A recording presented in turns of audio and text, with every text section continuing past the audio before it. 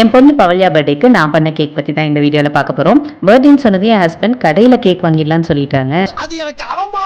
அதனால நானே கேக் பண்ணுவேன்னா உங்களுக்கு தெரியாம பண்ணிக்கிட்டு இருக்கேன். கேக்கு பண்ணி முடிச்சதுக்கு அப்புறம் தான் சொல்லுவேன் கேக் பண்ணியிருக்கேன்னு.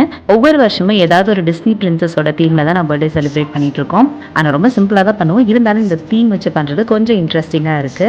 இந்த வருஷம் அந்த மாதிரி நம்ம டேங்கிள்டில் வர ரெப்பன்சிலோட தீம்ல தான் பர்த்டே செலிப்ரேட் பண்ண போறோம். அதுக்காக இந்த டேங்கிள்டோட ரெப்பன்சில் தீம்ல தான் கேக் பண்ணிட்டு இருக்கேன். ஒரு 2-3 தடவை ட்ரை பண்ணிட்டேன். கேக் பண்ணும் வீடியோ எடுத்தாலே அந்த கேக் கொஞ்சம் சரியா வராமல் இருந்தது. அதனால இந்த தடவை ஸ்பாஞ்ச் பண்ணதை நான் வீடியோ எடுக்கல, டைரக்டா ரெட் வெல்வெட் பண்ணிட்டேன். பவல்யா பர்த்டே எப்பவுமே ரெட் வெல்வெட் தான் அமையும். அந்த மாதிரி இந்த தடவை நானே ரெட் வெல்வெட் பண்ணிட்டேன். அண்ட் லாவெண்டர் தீம்ல க்ரீம் பண்ணி அதுக்கு மேலே கோட்டிங் கொடுத்துட்டு எந்த அளவுக்கு நீட்டாக ஃபினிஷ் பண்ண முடியுமோ அந்த அளவுக்கு நீட்டாக கொஞ்சம் முடிச்சிருக்கேன். சைடில் இந்த கிறிஸ் கிராஸ் போட்டுட்டு அதில் இந்த கோல்டன் ஹார்ட்ஸ் வச்சுட்டு சைடு ஃபுல்லாக டெக்கரேட் பண்ணி முடிச்சாச்சு.